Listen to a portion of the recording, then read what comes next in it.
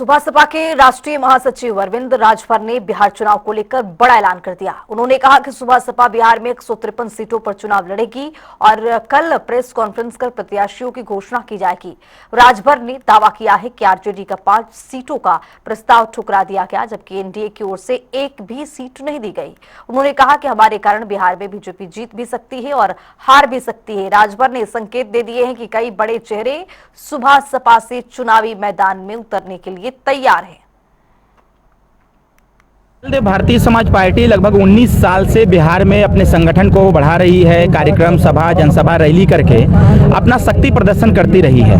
हमारा प्रयास था कि हम यूपी में एनडीए के साथ रहे और एनडीए के साथ भी हैं हम। और हमारा प्रयास था कि अगर हमारा दमखम बिहार में है तो बिहार में भी हम भारतीय जनता पार्टी एनडीए को हम मजबूत करें। लेकिन कहीं न कहीं बिहार के स्थानीय संगठन ने जो negative report Suheldev Bharatiya Samaj party के शक्ति के विपरीत जाकर के लोगों ने रिपोर्ट पेश किया, उसका परिणाम यह निकला कि एनडीए की तरफ से हमें एक भी सीट नहीं दी गई। हम बहुत पहले से भी कह भी रहे थे और लगभग 1 मई 2025 को हमने माननीय गृह मंत्री जी को भी बता दिया था और उसी दिन हमने माननीय राष्ट्रीय अध्यक्ष जी को भी बता दिया था। और उसके बाद 5 मई 2025 को हम बिहार में संगठन की बैठक करके और बीजेपी के बड़े नेताओं से मिलकर के यह बता दिया था हमने कि अगर आगे एनडीए से हमारा गठबंधन तय हो जाता है तो हम साथ में मिलकर लड़ेंगे। अगर गठबंधन तय नहीं होता है बिहार में तो हम अकेले अपने दम पर चुनाव लड़ेंगे। अभी मैं प्रतीक्षा कर रहा था कि बात हमारी बन जाए। कल तक हमने प्रतीक्षा किया। मैं भी परसों नरसों भी पटना में था। पटना हमें प्रत्याशी की घोषणा करनी थी, लेकिन हमने जानबूझ के नहीं किया।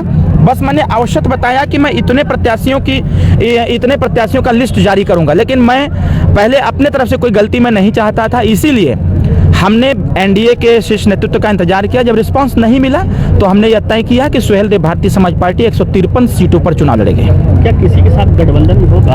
आपने देखिए, कल से ही प्रयासरत लोग हैं कि जब उनको यह पता चला कि सुभाषपा मजबूत पार्टी बिहार में है और एनडीए के साथ नहीं गए, तो हमको आरजेडी के लोगों ने भी संपर्क किया था। उन्होंने कहा कि आप 5 सीट ले लीजिए, हमारे साथ मिलकर के चुनाव लड़िए, लेकिन हमने उनके प्रस्ताव को ठुकरा दिया।